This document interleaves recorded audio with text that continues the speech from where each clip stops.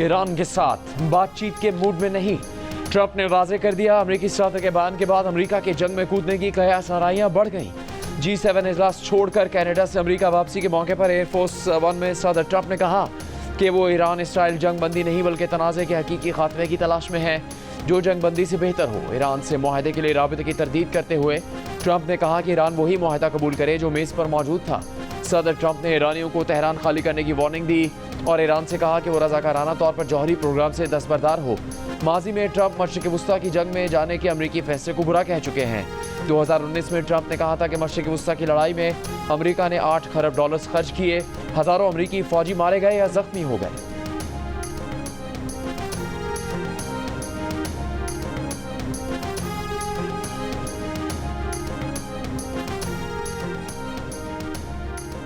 Trump Iran Israel कशीदगी में जलती पर तेल का काम कर रहे हैं। अमरीकी सदर के बयान पर चीन का रद्द-ए-अमल।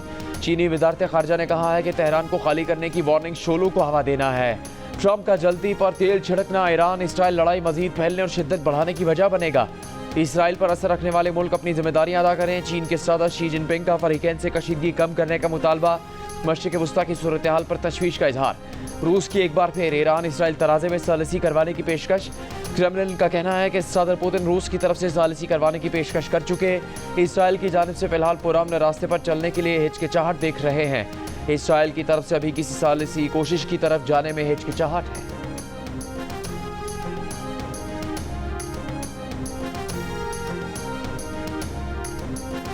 इसराइल पर ईरान के मजीद मिसाइल हमले। पासदारान इनकलाब का तल अवीव में इसराइली इंटेलिजेंस एजेंसी मोसाद और फौजी खुफिया इदारे के मराकज़ को बराह रास्त निशाना बनाने का दावा। मकबूजा बैतुल मक़दस, मकबूजा मगरबी किनारे, तल अवीव और हर्ज़लिया में कई इसराइली अहदाफ पर मिसाइल हमलों से तबाही। लबनानी मीडिया के मुताबिक हर्ज़लिया में एक हसास इसराइली हदफ को निशाना बनाया गया। पासदारान इनकलाब का कहना है कि ज़्यादा ताकतवर मिसाइलों के साथ इसराइल पर हमला किया गया। इसराइली मिलिट्री इंटेलिजेंस हेडक्वार्टर को भी निशाना बनाया गया। जुमे से अब तक ईरानी मिसाइल हमलों में 24 इसराइली हलाक और 600 जख्मी हो चुके। इसराइली हुकाम ने साहिली शहर बैतियाम में 80 से ज़्यादा इमारतों को नुकसान पहुँचने का एतराफ़ कर लिया। अमरीकी सफारत खाने की इसराइल में मौजूद तमाम अमरीकी सरकारी एहलकारों और उनके घर वालों को अगले नोटिस तक शेल्टर्स में रहने की हिदायत।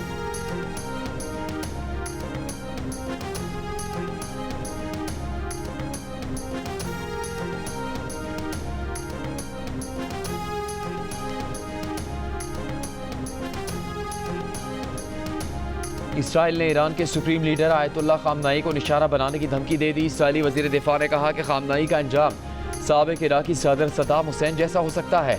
ईरान के शहर इस्फहान के एयरबेस पर इसराइल की बमबारी। तेहरान पर हमले में सीनियर कमांडर अली शादमानी को शहीद करने का दावा। जनरल अली शादमानी को जनरल गुलाम अली की शहादत के बाद ख़त्मुल अंबिया हेडक्वार्टर्स का कमांडर मुकर्रर किया गया था।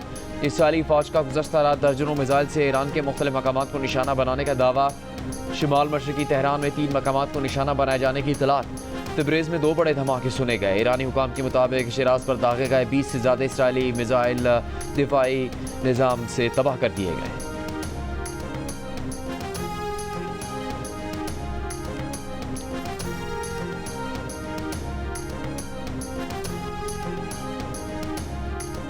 ईरानी सदर मसूद पेज़ेश्कियान ने कहा है कि ईरान का जौहरी हथियार बनाने का कोई इरादा नहीं, लेकिन ईरान जौहरी तवानाई और तहकीक के हक से दस्तबरदार नहीं होगा। ईरानी सदर ने कहा कि अगर ईरान पर इसराइली हमले जारी रहे तो पूरे खत्ते का अमन खतरे में पड़ जाएगा। ईरानी वज़ीर ख़ारजा अब्बास इराक़ची ने बरतानिया, फ्रांस, जर्मनी के हममनसबों से गुफ्तगू में कहा कि ईरान सिफारतकारी के लिए संजीदा है। मुज़ाकरात की मेज़ कभी नहीं छोड़ी, मगर इस वक्त तेहरान का फोकस इसराइली जारियत से निपटने पर है। बरतानिया, फ्रांस और जर्मनी का ईरान पर जल्द अज जल्द जौहरी मुज़ाकरात करने पर जोर।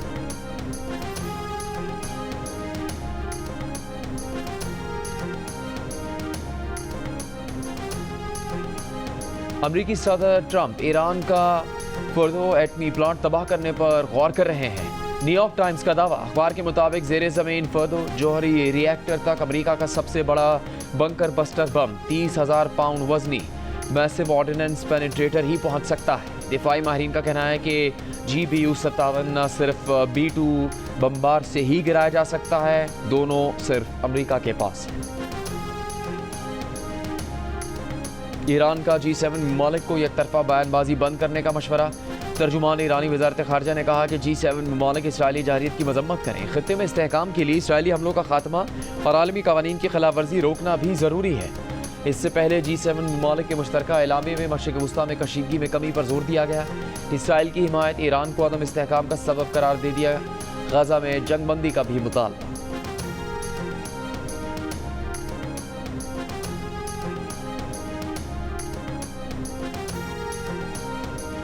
कतरी हुकाम अमरीका के साथ मिलकर ईरान इसराइल जंगबंदी के लिए काम कर रहे हैं। तर्जुमान कतरी वज़ारत ख़ारजा मजीद उल अंसारी की प्रेस कॉन्फ्रेंस।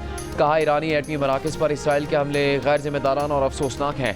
इन हमलों के इंतहाई ख़तरनाक नताइज हो सकते हैं। तर्जुमान ने कहा कि इसराइल ने ईरान पर उस वक्त हमला किया जब वो जौहरी मुज़ाकरात में पेशरफ्त कर रहा था। तर्जुमान ने कहा कि अमरीका किसी समझौते पर पहुँचने के लिए संजीदा नजर आता है। सदर आसिफ जरदारी से वज़ीर आज़म शहबाज शरीफ की मुलाकात। मुल्क की मौजूदा सियासी और मुआशी सूरत हाल पर गुफ्तगू। वज़ीर आज़म ने सदर मुमलिकत को अपने हालिया दौरा मुत्तहिदा अरब अमारात और वफाकी बजट के हवाले से आगाह किया। सदर ने कहा कि वफाकी बजट में आम आदमी खुसूसन मेहनत कशों और कम आमदनी वाले तबकात की फलाह बहबूद को तरजीह दी जाए। बजट में तनख्वाहदार, पेंशनर्स, मजदूर और पसमानदा तबकात के मसाइल के हल के लिए मौसर इक़दाम करने, रोज़गार के मौक़े पैदा करने, गरीब और कमज़ोर तबकात की मुआवनत के लिए समाजी तहफ़्फ़ुज़ की स्कीमों को फ़रोग़ देने की ज़रूरत है।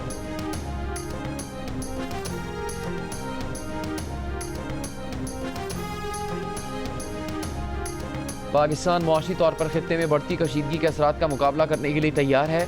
वज़ीर ख़जाना मोहम्मद औरंगज़ेब का इस्लामाबाद में तकरीब से खिताब। कहा, खित्ते की सूरत हाल के तनाजुर में मुआशी मामलात का जायज़ा लिया है। हम हर तरह की सूरत हाल का मुकाबला करने के लिए तैयार हैं। पाकिस्तान और अमरीका के दरमियान तिजारती मुआहदे को जल्द हतमी शक्ल देने पर इत्तेफाक। वफाकी वज़ीर ख़जाना मोहम्मद औरंगज़ेब की अमरीकी कॉमर्स सेक्रेटरी से वर्चुअल मीटिंग। अमरीकी टैरिफ से मुतालिक उमूर तिजारत, सरमायाकारी और मुआशी ताल्लुकात मजबूत बनाने पर भी बातचीत। पाकिस्तान और अमरीका के दरमियान तकनीकी सतह पर मज़ीद तफसीली बातचीत जल्द मुतवक्के। वज़ीर ख़जाना का कहना है कि बरामदात बढ़ाने के लिए सनतों की तरक्की पर फोकस करना है। टैक्स नेट, तवानाई और SOEs में इस्लाहात ला रहे हैं।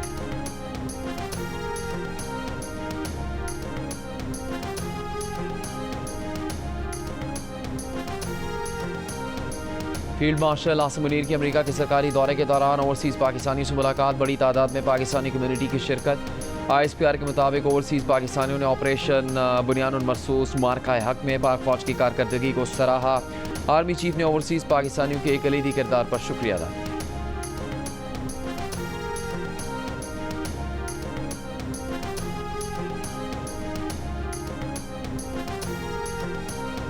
DG ISPR lieutenant general Ahmed Sharif ने कहा है कि कोई शक नहीं कि कश्मीर पाकिस्तान की शाहरग है। ऑपरेशन बुनियानुल मरसूस में पाकिस्तानी अवाम बिलखुसूस तलबा तालिबात ने कलीदी किरदार अदा किया। अवाम और तलबा ने भारतीय स्ट्रेटेजिक मफरूज़ों को हमेशा के लिए ज़मीन बोस कर दिया। जिन्ना यूनिवर्सिटी बराए ख़वातीन कराची के दौरे में गुफ्तगू। DG ISPR ने तालिबात को ऑपरेशन बुनियानुल मरसूस में कामयाबियों से भी आगाह किया। स्टार्ट हुए अटैक्स तो हमारा क्योंकि तेहरान के मिड में है बिल्कुल हॉस्टल, तो हमारी जो विंडोज थी उसके ऊपर आसमान के ऊपर से ड्रोन्स जा रहे थे और काफी बहुत ज्यादा प्रॉब्लमेटिक सिचुएशन थी। और क्योंकि घर से हम लोग दूर थे, हम लोग काफी डर गए थे वहाँ पे। शौक है हमारे लिए, छोड़ने को दिल भी नहीं कर रहा है क्योंकि एक सिलसिला चल रहा होता है आपकी तालीम का। जब हमारी यूनिवर्सिटी के पास हुआ उसी वक्त हम लोग जो है वो डॉर्मेट्री छोड़ के बाहर निकले तो हमें पता चला कि हमारी बॉयज रूम की हॉस्टल पे ही अटैक। जायदान सेफ था, इतना इशू नहीं था उधर, लेकिन फिर भी पाकिस्तानी गवर्नमेंट को था कि हमारे स्टूडेंट्स हैं उधर, तो इस वजह से उन्होंने हमें फिर पाकिस्तान बुला लिया। उधर हालात खराब थे, ड्रोन और मिसाइल आ रहे थे, इस वजह से उन्होंने एम्बेसी ने हमें उधर से निकाला है। बहुत सेफली आ गए। बहुत सारी मुश्किलात थी, जान है तो जहान है, बस ये सोच के हम आ गए। ईरान में फंसे पाकिस्तानियों का इनखला जारी। असिस्टेंट कमिश्नर नईम कासिम शाहवानी के मुताबिक 12 तालिबात समेत मजीद 40 तालिबा को तफ्तान बॉर्डर पहुँचा दिया गया। ईरान के मुख्तलिफ शहरों से आज मजीद पाकिस्तानियों को तफ्तान बॉर्डर पहुँचाया जाएगा। गुज़श्ता रोज़ 251 मुसाफिरों को तफ्तान पहुँचाया गया था। पाकिस्तान पहुँचने वाले मुसाफिरों को अपने अपने शहरों में भेजने के इंतजाम किए जा रहे हैं। पाकिस्तान से ईरान जाने वाले पाकिस्तानियों की इमिग्रेशन बंद है।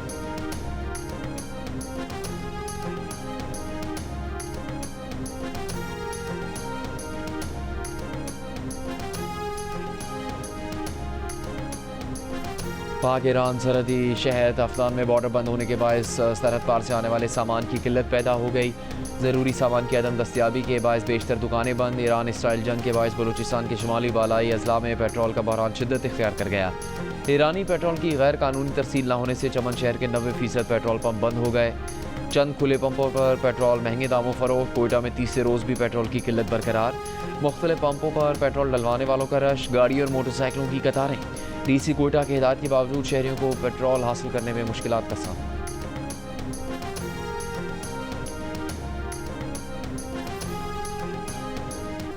ईरान ने इसराइल पर साइबर हमला भी कर दिया। Israeli TV channel live programme के दौरान मुबैना तौर पर हैक कर लिया गया। एंकर्स हैरान रह गए। ईरान के साइबर हमलों में इसराइली शहरियों के मोबाइल फ़ोन्स भी निशाना बने। इसराइली शहरियों को पनागाहों में जाने और ईंधन ज़ख़ीरा करने के पैगाम मौसूल हुए। दूसरी तरफ ईरानी मीडिया के मुताबिक ईरान के सरकारी बैंक पर साइबर हमला किया गया। साइबर सिक्योरिटी कमांड ने कहा है कि सरकारी एहलकार और सिक्योरिटी अमला कनेक्टेड डिवाइसेस इस्तेमाल ना करें।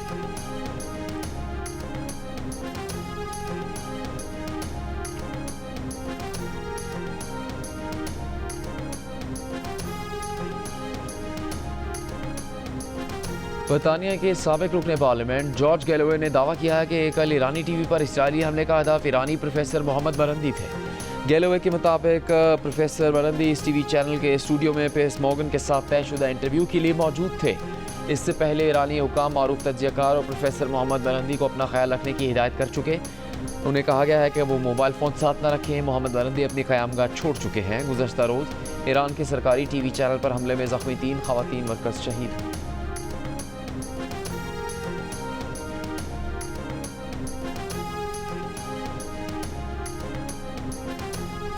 सुप्रीम कोर्ट आईनी बेंच में मखसूस नशिस्तों के केस की समाअत सुन्नी इत्तेहाद काउंसिल के वकील फैसल सिद्दीकी ने दलाइल में कहा कि इलेक्शन कमीशन धड़ल्ले से कहता है कि सुप्रीम कोर्ट के फैसले पर अमल नहीं करेंगे, नजरसानी दायर करेंगे। कमीशन ने 39 अरकान को नोटिफाई किया मगर मखसूस नशिस्तें नहीं दी। इलेक्शन कमीशन के TG लॉ ने कहा कि 39 की हद तक मखसूस नशिस्तें नहीं दे सकते, इसका बाकायदा फार्मूला होता है। फैसल सिद्दीकी ने कहा कि मखसूस नशिस्तें ना देना PTI के साथ नाइंसाफ़ी है। मजीद समाअत कल तक मुलतवी कर दी गई।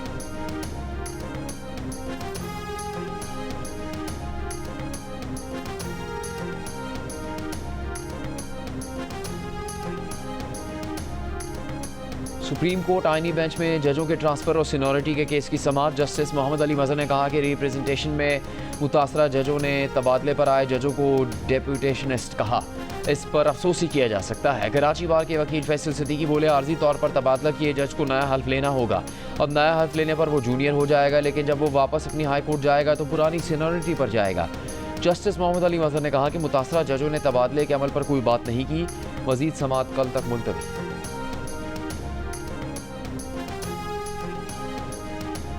इस्लामाबाद हाई कोर्ट के जस्टिस बाबर सत्तार ने फुल कोर्ट इजलास के बगैर रूल्स में तब्दीली को गैर आइनी करार दे दिया। कायम मकाम चीफ जस्टिस सरफराज डोगर के नाम खत में जस्टिस बाबर सत्तार ने कहा कि आइन के तहत रूल्स बनाने का इख्तियार जिस अथॉरिटी के पास है वो इस्लामाबाद हाई कोर्ट है और आइन के मुताबिक ही हाई कोर्ट चीफ जस्टिस और जजेस पर मुश्तमिल होती है। रूल्स बनाने का इख्तियार हाई कोर्ट के अलावा किसी और अथॉरिटी को नहीं दिया जा सकता। गलती को फौरी दुरुस्त करने की ज़रूरत है।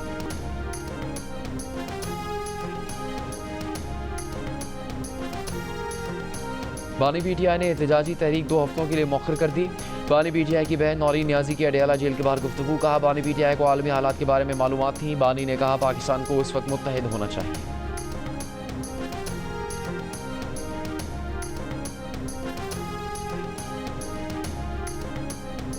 बलूचिस्तान के लिए 1028 अरब रुपए का बजट पेश कर दिया गया। सरकारी मुलाजमीन की बुनियादी तनख्वाहों पर 10% एडहॉक रिलीफ, पेंशन में 7% इजाफे की तजवीज़ दी गई। सूबाई वज़ीर ख़जाना मीर शुएब नौशरवानी ने बजट पेश किया। ऐवान को बताया कि सूबे की तारीख में पहली बार 1 खरब रुपए से ज़्यादा का बजट तजवीज़ किया जा रहा है। वफाकी तरक्याती प्रोजेक्ट्स के लिए 66.5 अरब रुपए मुख्तस किए गए हैं। 8 शहरों में सेफ सिटी के लिए 18 अरब रुपए, अमन अमान के लिए गैर तरक्याती मद में 83 अरब 70 करोड़ रुपए मुख्तस किए गए हैं। महकमा सेहत के लिए 16 अरब 40 करोड़ का तरक्याती बजट मुख्तस, स्कूल एजुकेशन के लिए 19.8 अरब और महकमा कॉलेजेस के लिए 5 अरब रुपए के तरक्याती बजट मुख्तस किए गए।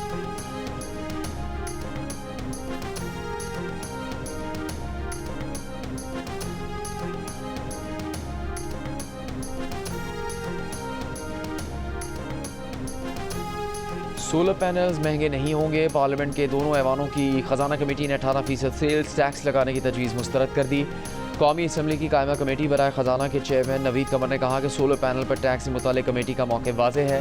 तमाम सियासी जमातों ने ऐवान में सोलर पर टैक्स की मुखालफत की। वज़ीर ख़जाना मोहम्मद औरंगज़ेब ने कहा कि आपकी तजवीज़ नोट कर ली गई है। चेयरमैन FBR ने कमेटी को वजाहत की। कहा, अगर सोलर पैनल मुकम्मल बना हुआ इम्पोर्ट किया जाए तो उस पर सेल्स टैक्स नहीं, सोलर पैनल्स के पार्ट इंपोर्ट करके यहाँ तैयार होगा तो उस पर टैक्स है। सोलर पर 18% GST से 20 अरब रुपए आएंगे।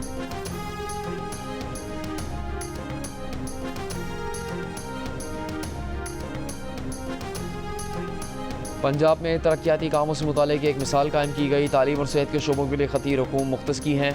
लैपटॉप स्कीम का दोबारा इजरा किया गया। सीनियर वजीर मरियम औरंगजेब की वजीर ख़जाना पंजाब मुश्तबा शुजाउर रहमान के साथ पोस्ट बजट प्रेस कॉन्फ्रेंस। कहा अब ई टेंडरिंग पर जा रहे हैं। हुकूमत का मकसद लीकेजेस और करप्शन पर काबू पाना है।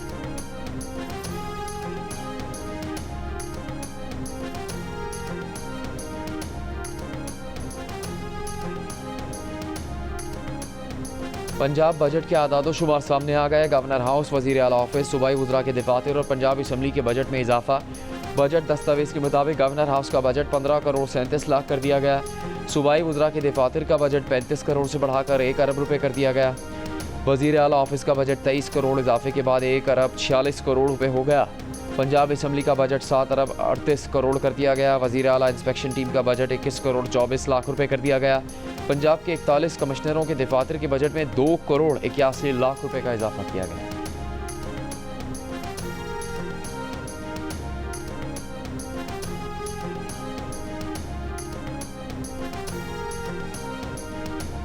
वजीर आला पंजाब मरीम नवाज का पंजाब की तारीख का सबसे बड़ा डेवलपमेंट प्रोग्राम पेश करने का दावा। एक बयान में कहा कि 1800 देहात को मॉडल विलेज बनाएंगे। लाहौर डेवलपमेंट प्रोग्राम के साथ पंजाब डेवलपमेंट प्रोजेक्ट भी ला रहे हैं। ग्रीन ट्रैक्टर स्कीम से हज़ारों नहीं लाखों काश्तकार फ़ायदा उठाएंगे।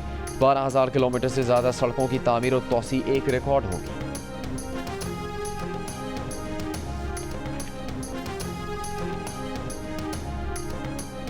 भारत की पार्लियामेंट हमसे बड़ी है, उनका बजट सिर्फ 5.5 अरब रुपए है।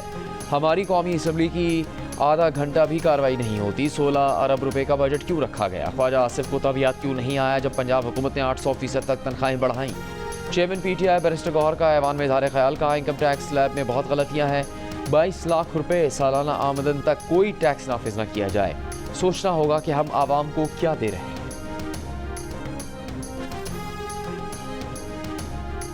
स्टेट बैंक ऑफ पाकिस्तान के मुताबिक 10 माह में पाकिस्तान ने दुनिया को 29 अरब डॉलर का सामान बेचा।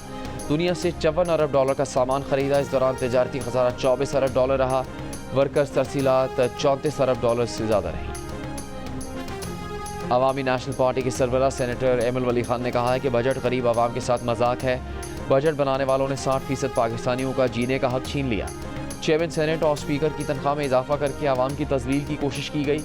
सेनेट इजलास में खिताब करते हुए कहा कि PTI का चेयरमैन सियासी कैदी है तो मुतालबा करता हूँ कि उन्हें फौरी रिहा किया जाए। पीपल्स पार्टी के सेनेटर वकार मेहदी ने कहा कि बजट आवाम की उमंगों का आइनादार नहीं। आवाम मायूस हो चुके। वफाकी हुकूमत के पास कोई चेक एंड बैलेंस नहीं। दुकानदारों ने अभी से 18% सोलर टैक्स लागू कर दिया है।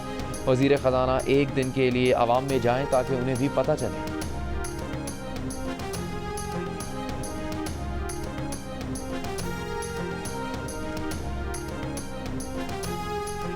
तहरीक इंसाफ के साबिक MPA चौधरी अदनान के कत्ल के इल्ज़ाम में गिरफ्तार होने वाले नून लीग के रहनुमा और साबिक सेनेटर चौधरी तनवीर को तबीयत ख़राब होने पर अस्पताल मुंतकिल कर दिया गया।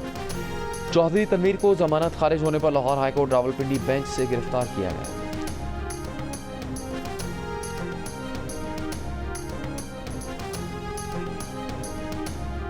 अमीर जमात इस्लामी हाफिज नईमुर रहमान ने कहा कि तमाम सूबों में आवाम को बेवकूफ़ बनाया जा रहा है। कच्चे के डाकू और पक्के के डाकू मिलकर सिंध को लूट रहे हैं। तालीम एतबार से पंजाब, सिंध और खैबर पख्तूनख्वा में बदतरीन सूरत हाल है।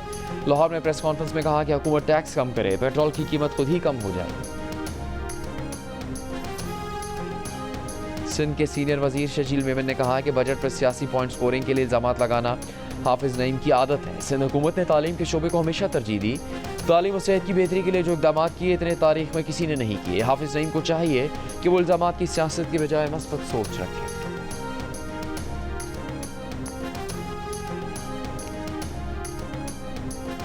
अताबाद झील में होटल की सीवरेज पर गैर मुल्की सयाह की शिकायत सोशल मीडिया पर वायरल। गैर मुल्की सयाह ने कहा कि मकामी अफराद ने होटल का फजला झील में छोड़े जाने की इतला दी। साफ पानी और गंदे पानी के दरमियान फ़र्क को वाज़ेह तौर पर देखा जा सकता है। गिलगित बल्तिस्तान की सूबाई हुकूमत का notice. Environmental protection agency Gilgit Baltistan की टीम अताबाद पहुँच गई। तर्जुमान के मुताबिक सीवरेज के पानी के शवाहिद मिले तो होटल इंतजामिया के खिलाफ कार्रवाई की जाएगी।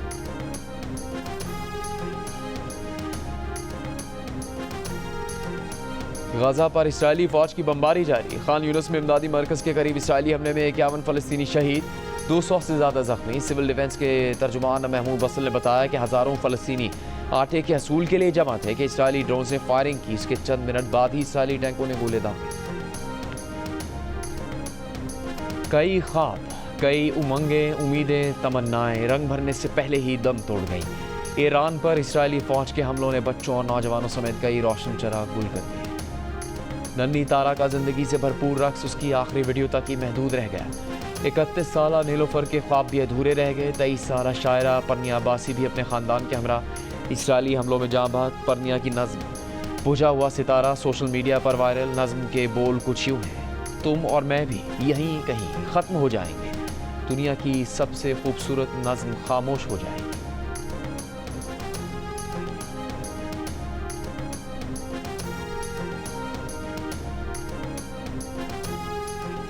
ईरान इसराइल जंग के दौरान ही आलमी नशरियाती इदारे ने ईरान में हुकूमत की तब्दीली और उसके बाद पैदा होने वाले तजारती मौक़े का जायज़ा लेना शुरू कर दिया। अमरीकी तेल कंपनी के मालिक बॉब मैकनेली के मुताबिक माजी में खलीज की जंग से तेल की कीमतें ऊपर गई थी। हालिया जंग में भी यही खदशा है। बॉब मैकनेली ने कहा कि ईरान में दुनिया के तीसरे बड़े तेल के और दूसरे बड़े गैस के ज़खायर हैं। ईरान में हुकूमत बदली तो निजी कंपनियों को काम करने का मौका मिलेगा, लेकिन खदशा है कि कीमतें कम होने से पहले बहुत ऊपर जा सकती हैं।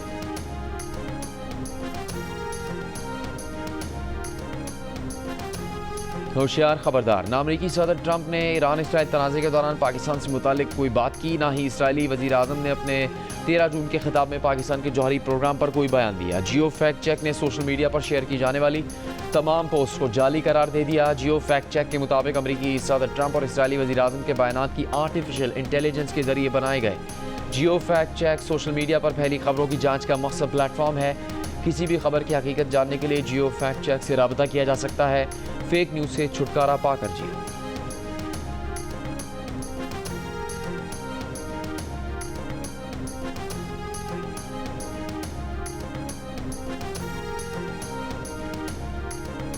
रूस का यूक्रेन के दारुल-हुकूमत कीव पर और जुनूबी सूबे पर हमला। रूसी हमलों में हलाक अफराद की तादाद 16 हो गई, 124 जख्मी। यूक्रेन के सदर का कहना है कि रूसी फौज ने यूक्रेन पर 440 ड्रोन और 32 मिसाइल दागे।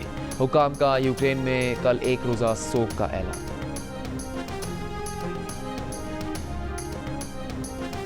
तकनीकी खराबियां, तैयारों की अदम दस्तयाबी और ऑपरेशनल चैलेंजेस के बायस आज एयर इंडिया की 7 बैनुल-अक़वामी परवाज़ें मनसूख। ज़राए के मुताबिक 6 परवाज़ें बोइंग 787-8 ड्रीम लाइनर की थीं। इस कंपनी का तैयारा अहमदाबाद में फ़ज़ाई हादसे का शिकार हुआ था। Directorate general of civil aviation ने एयर इंडिया और एयर इंडिया एक्सप्रेस के हुकाम के साथ फौरी मीटिंग तलब कर ली है।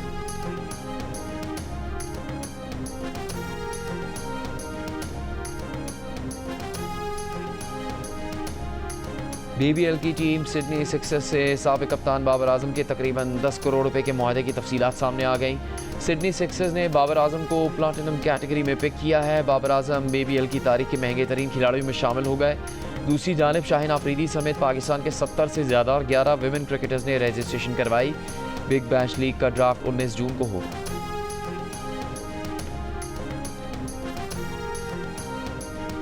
पेरिस ओलंपिक्स में तारीखी कामयाबी के बाद अब Arshad Nadeem Forbes magazine Asia की 30 अंडर 30 फहरिस्त में शामिल। स्पोर्ट्स और एंटरटेनमेंट की इस फहरिस्त का मकसद अगली नस्ल के टैलेंट को उजागर करना है। अरशद नदीम ने 2024 में 92.97 मीटर्स की जेवलिन थ्रो करके ओलंपिक रिकॉर्ड तोड़ा था और 30 साल बाद पाकिस्तान के लिए पहला इनफरादी सोने का तमगा जीता था। अरशद नदीम ने गुज़श्ता महीने एशियन एथलेटिक्स चैंपियनशिप में भी सोने का तमगा जीता।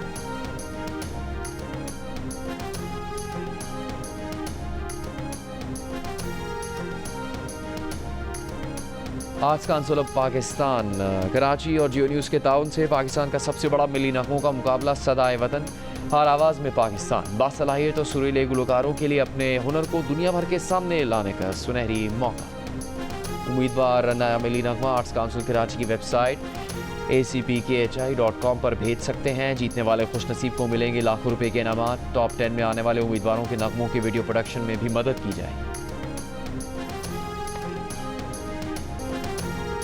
पाकिस्तानी शोबिज़ इंडस्ट्री में नौजवान फनकारों के टैलेंट को सामने लाने के लिए कराची में रंगारंग फैशन शो का इनेकाद।